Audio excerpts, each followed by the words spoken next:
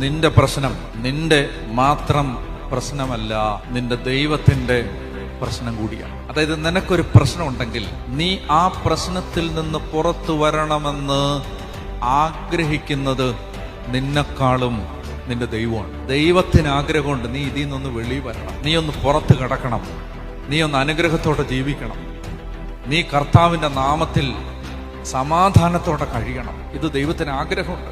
കർത്താവ് എപ്പോഴും എന്നെ ഉറ്റുനോക്കിക്കൊണ്ടിരിക്കുകയാണ്. അതായത് നമുക്ക് നമ്മുടെ ജീവിതത്തിൽ ഉള്ളതിനേക്കാൾ ശ്രദ്ധ ദൈവത്തിന് നമ്മുടെ ജീവിതത്തിൽ ഉണ്ട്.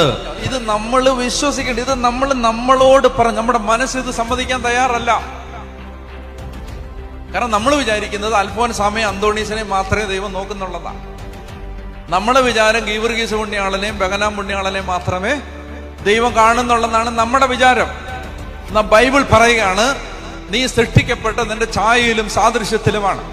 നിന്നെ വീട്ടുകാർക്ക് വേണ്ടെങ്കിലും, നാട്ടുകാർക്ക് വേണ്ടെങ്കിലും, കൂട്ടുകാർക്ക് വേണ്ടെങ്കിലും, സമൂഹത്തിന് വേണ്ടെങ്കിലും, നിന്നെ മനുഷ്യര് കൂട്ടത്തിൽ കൂട്ടാത്തവനാണെങ്കിലും നിന്നെ എന്റെ കണ്ണുകൾ നീ പിറക്കുന്നതിന് മുമ്പേ കണ്ടതാണ്. ആ കണ്ണും ആ നോട്ടവും നിന്നിൽ നിന്ന് ഞാൻ പിൻവലിച്ചിട്ടില്ല.